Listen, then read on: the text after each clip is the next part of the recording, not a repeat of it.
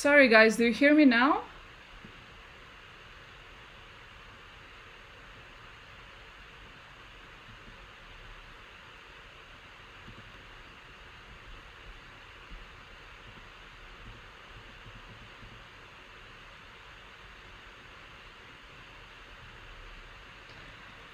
Okay, I'm sorry guys. We tested this already, but always some technical difficulties. I'll start from the beginning. So again, my name is Amedaya. I come from Ljubljana. I work as a product manager and a UX designer for this cool company called Macy, where I make medical devices and supporting systems for our company. And I'm joining the team of lecturers for Brainster Vienna in the fall. And today I'm going to talk about user research. So what am I talking about when I'm talking about user research? I'm talking about two things. I'm talking about qualitative research, so user interviews, observations, user diaries, anything that you can actually get insights from and you have actual direct contact with your users. And the second thing is testing with users, which is basically the same thing. At least you're just showing them something, or they're interacting with something you made. So this is me coming from my first research. It was in 2012, and I applied for this really cool workshop called Global Service Jam. And it took the whole weekend, and the first night we had brainstormings and we used post-its, and it was all super cool and super fun and exciting and everything. And we came back the next morning and our host said, okay, so now you have to actually see if the problem that you chose yesterday that you are going to solve actually exists. And we're like, okay, we can do this. You probably have a cool method how to do that. And they were like, yes, you need to go to the street and talk to strangers. And we were like, what? What do you mean talk to strangers and like just go up to people? And they were like, yes, exactly what you need to do. It was hard. It was really, really hard. But when we did it, it was very insightful. People were really nice, which I thought that nobody will care about us doing this workshop and talking about silly stuff. And that's actually the first time I did user research. So why is research so damn hard?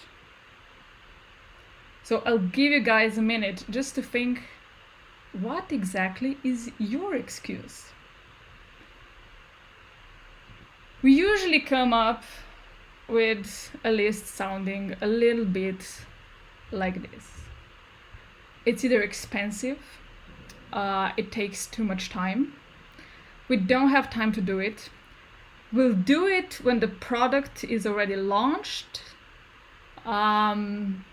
or from fellow designers, it's my boss doesn't let me do it, or I don't know how, I will ask something stupid. Also, it's kind of hard for us, especially if your background is in design. I find that it's hard for us to actually get feedback on the stuff we did, because we don't really, it's our baby, and we like when people say nice things about it, and that's just not what user tests are, for example, about. But user research is very, very important because it forms all our decisions. So we need a plan, right? The first line of research is very simple. You just need to do it. So a few tips on how to do it if you're not versed in doing user research. So one of the things you can do is actually do guerrilla research, meaning doing the same as I did on my first research. Go wherever your users are, go up to people and talk to them. They might say no, but there will be very few of them that will say no. The second thing you can do is talk to people you know. You probably have, whatever you are doing, you probably have people in your network, or your parents know someone, or your friends know someone that can actually talk to you about these things. Test paper prototypes. It's very cheap, it's very fast, and it doesn't have to get complicated. Because we also don't want to give off from us stuff that we think is not finished. But that's kind of the point of UX design, these iterations and tests and making things better, making things more in line with user needs. Also, test as soon as possible. Because the longer you wait, the more chances was that you missed something. Research the most pressing issue.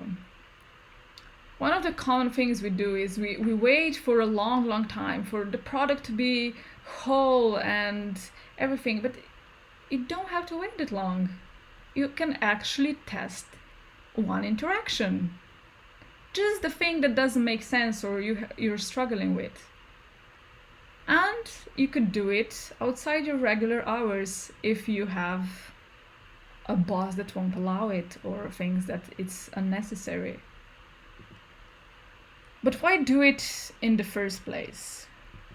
It's because we, the designers or product managers, our bosses or our clients, are never our users.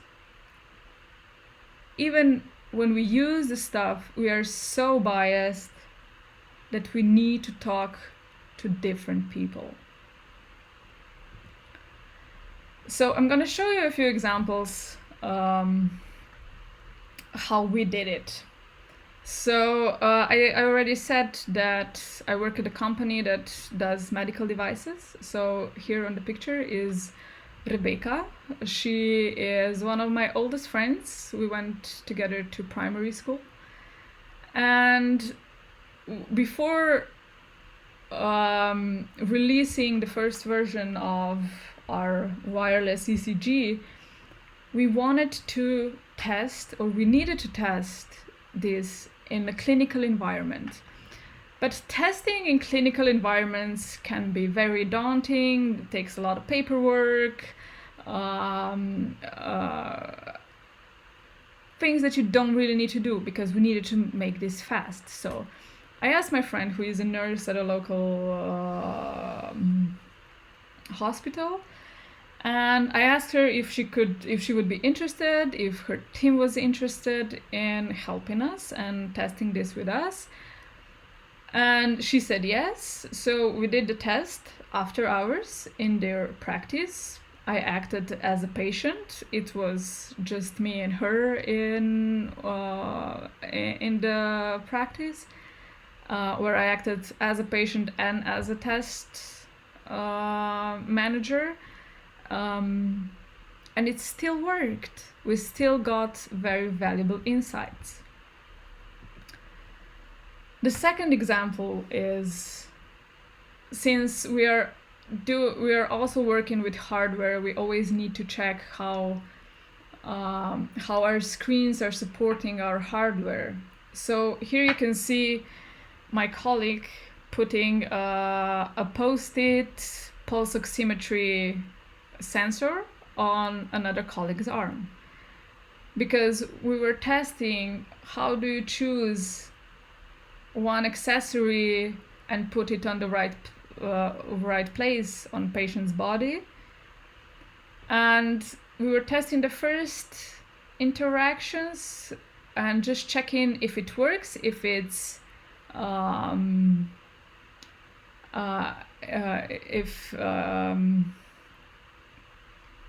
it works, if it's clear, if the instructions are clear.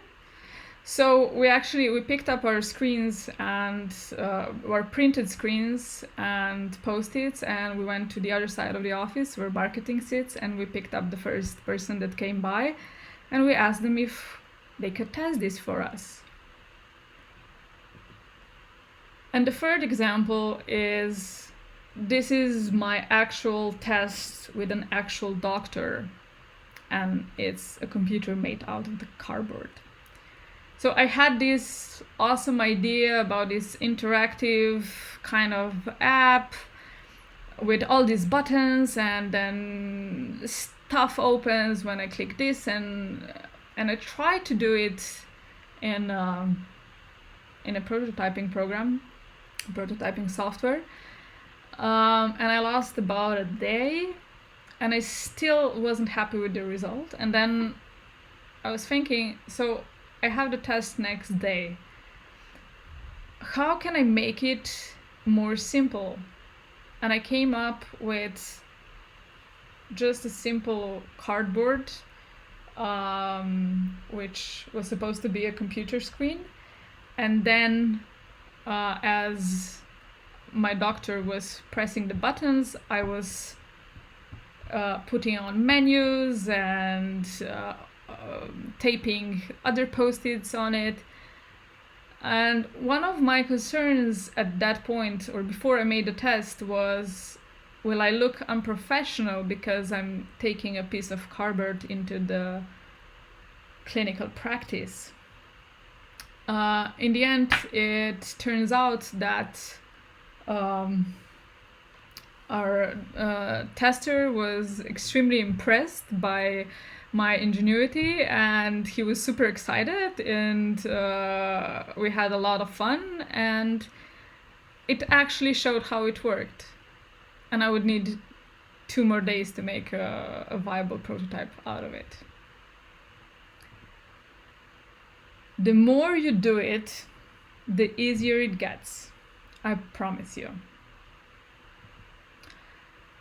I'm sure everybody asks themselves the same question when I said it before. Why would anyone do it in their spare time? Only actual and actionable information can convince stakeholders. So it's very different if you do a few user tests in the afternoon and you come back to these meetings where you are planning and have confirmations of the product changes, and you have actual things users said about this product. You can actually convince some people that this is how the user sees it, and that's a better way to do it. Because otherwise it's only your word against theirs, which is always a bad thing. And the second thing is, once the stakeholders see that if you talk to users, you can actually change it before developing all the software behind it, you will slowly get more leverage to actually perform research during your actual hours. So we have this first part covered, right? So how do we embed more research into our process? Next things we should do is we should do user interviews before developing new feature. That's kind of a given, but it doesn't get done at all. We need to understand the needs of our users first. How can we do that?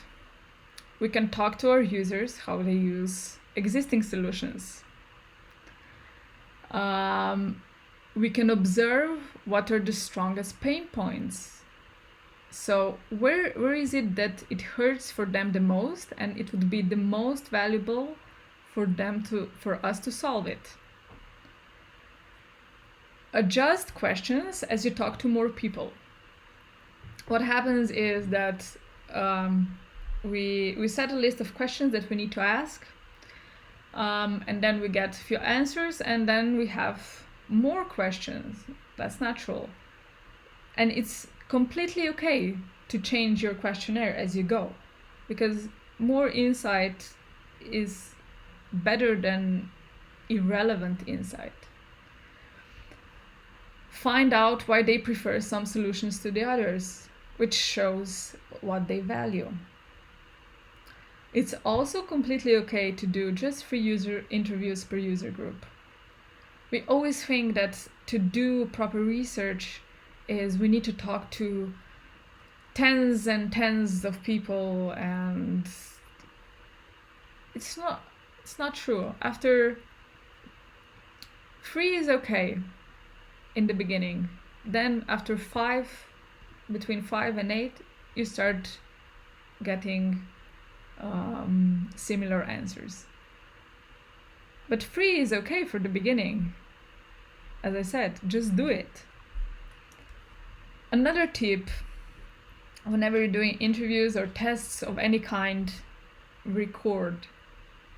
You can never write as fast as they talk, and your focus should also be on how on their posture, on their face expressions, and just how they are perceiving, how they are interacting with whatever you're talking about.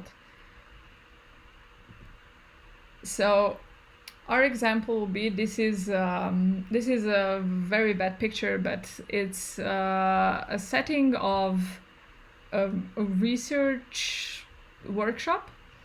So we were asked to do a proposal for this application for one specific group of patients. Well, for the doctors. So it's idiopathic pulmonary arterial hypertension, which is really hard to say, but it's also a disease that affects a very little percentage of people, but those who are affected need to be monitored really closely. It really harms their way of life. And since there is such a small percentage of people affected by this disease, of course there is no development for tracking this or managing patients with this. So what we did is we actually asked a doctor from this practice and another stakeholder to perform for us, to act out how this patient assessment go. So the doctor played the doctor and the stakeholder played the patient, and the doctor was telling me everything that she does, what are the questions she asks, what measurements she performs, where does she send the patient, things like that, which actually, this was done in 2 hours, which actually informed our whole user journey. And the user journey, so we're talking doctor side and patient side, and this journey actually informed a proposal for the doctors, complete management patient system, and an app for patient to monitor themselves, and so. And here we come to the third line of research. Test with users before implementing new feature. So mostly what gets done is that, okay, so we might talk to users in the beginning and we have a few ideas how what the problem is all about and how to do this. And then we go and we design this, we make a nice prototype, and then we put it into software development, and then we send it to the customers. And it's much easier if we do a little bit of tests after the designs or in between designs, because we can find out all the things that we didn't know or we missed or that we didn't find out from the initial research. We need to test for three things. We need to test for usability, so if this feature is useful to our users. We need to test for clarity, so if the screens are clear enough and the user knows what to do with each single thing. And we need to test for satisfaction, so how happy is the customer with our new improvement or feature or whatever we did. He doesn't do always user testing, but when he does, he validates if user needs my app. It's very scary how often we don't do this. We build whole systems and then we send it to the customer and the customers are not happy. And so we come to the fourth line of research, which is actually embedding research into your design process. So from beginning to end. How do we do this? We should have a set place for different types of research. So have a depository where you will save all different types of research you do, all the testings, all the interviews, because especially if you're working in-house, this is very valuable information also for the people that come after you.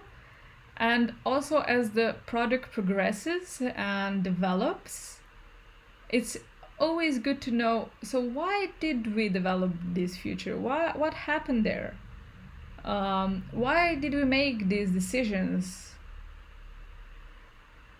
Also have a set of methods you use that work for you, because we are different and we also can do user research in different ways. We have a lot of different methods, and some things work better for one type of people, the other for others.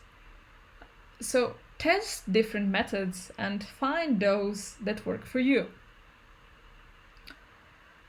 Continuously check how users are using your product.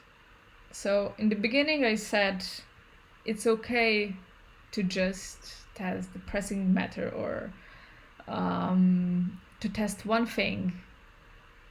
But now you have a mature product, you need to check continuously also how they are using the whole product, not just the thing that you are developing now, but product as a whole. At this point, we usually introduce analytics. For me, it's the quantitative data is also very important, but it's only actionable when you have a really large set of users and you have a large set of insights. So qualitative research first, quantitative later. You also need to fight for resources for research. As much as you do it at this point, and as much as your bosses value the research, there's never enough time for research. There's never enough funds for research, and you need to fight for it. This is your job. And one thing that helps is we could make research more visible throughout the company.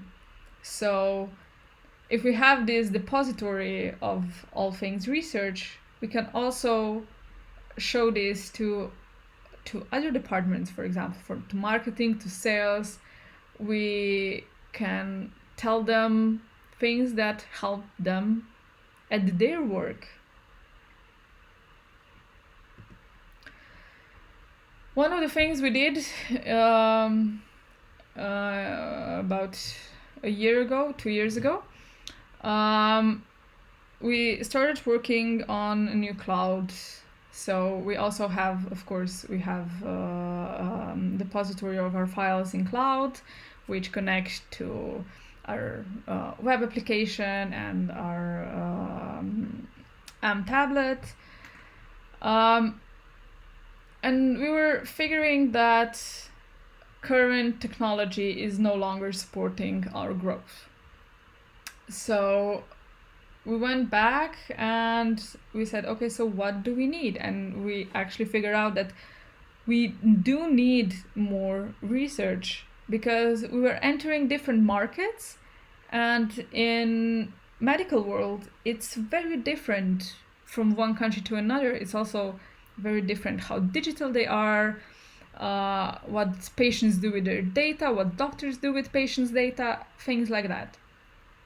So what we did is in a month and a half, 2 people did research 4 countries, 31 different medical institutions, different types of medical institutions, and we created from that 17 different patient journeys, where we were looking at what happens to the patient and what happens to their data. Where is it digital? How it flows? Where does it go? And all the things relevant that we needed to know. Also, how our product fits into these different medical settings. So what this did is we put it into a report that is widely available throughout our company, and telling us about all different medical systems there are in these 4 countries. Also, we created development guidelines, which are guidelines that inform our database structure in the cloud, and just everything connected to it. How the structure, how the data is formed, which type of data do we need, what do we need to add, what we are missing, how are we going to send things, how we're going to connect things to one another, how are we going to connect to other electronic records, for example. And this is still an ongoing project for us. What this does is that research insights and deliverables get everybody on the same page, which is very, very important and very, very hard to do. In conclusion, 2 more things. So, first are the rules for research. Listen, observe, document. Ask why. Why is the best question you can ever ask. Anything that anyone tells you, if you ask them why something feels like this, or why they have this perception, they actually have to think about what is behind their answer, which gives you much more information that you had. Another thing, research is our job and our responsibility as UX designers.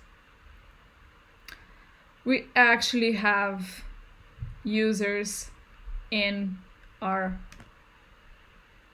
title, user experience. If we don't talk to our users, we will never fully understand them and we won't be able to design for them. And as much it's also a product manager jobs and marketing job and things like that, it's important that you talk to your users. You. And it's good to bring other people into the research because, as I said before, research gets people on the same page. People ignore design that ignores people. And that's true. Braveheart said it best. And this would be the end of my presentation. So now if there are any questions for me.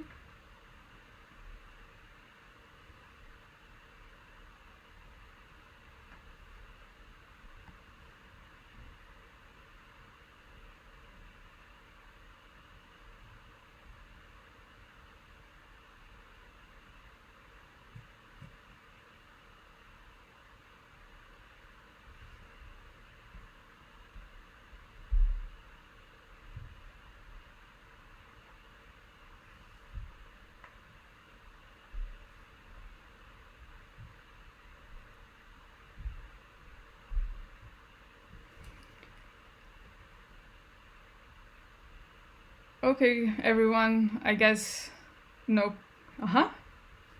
I can see a question. How to convince your bosses that you need more resources for research? That's a very good question. One of the only things that you can do is you need to show them how research is valuable. You need to make them understand. So you need to show them how research informs these decisions. And whenever you put out a product that wasn't tested or wasn't researched, and when bad things happen or bad reviews from users, you can say, okay, can we do next time a little bit of research before so we can just avoid this stage? It's a very long process. It doesn't work with some bosses, but with time, these things show themselves. And just be persistent. That's actually the only real advice I can give. You need to be persistent. And just don't give up on research. Okay. I have another question. How did I get into UX design? I actually I studied graphic design, and then you saw my picture from before, from 2012. I applied to this workshop, Global Service Jam, and that's where they were talking about design thinking, and it just felt very very logical and very, okay, this is how things should be done, with the user tests and building stuff before actually developing stuff. So I got a job at Macy. That's already 6 years ago. I got a job at Macy, and at the same time I was helping out with the Global Service Jams as a host, where I got a lot of mentorship from really cool people. It's a very cool community, so if you ever have a chance, I recommend it tremendously. And just somehow discovering what can I do, and learning online, researching stuff, paying attention to my existing apps that I use, and things like that. but the most important thing is mentoring.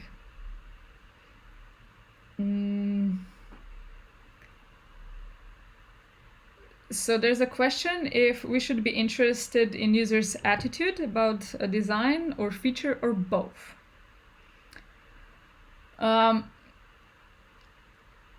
As I see it, we should be interested in both, definitely. But first, the most important thing is to understand how it works. So, as I said, test for clarity, for usability, and then for desirability. The most important thing is if it works and how it works. Is it clear? Does it make sense to the user? And then we can also just the design part or the UI design part, which is definitely a cherry on top. So if you have it all, then you're golden.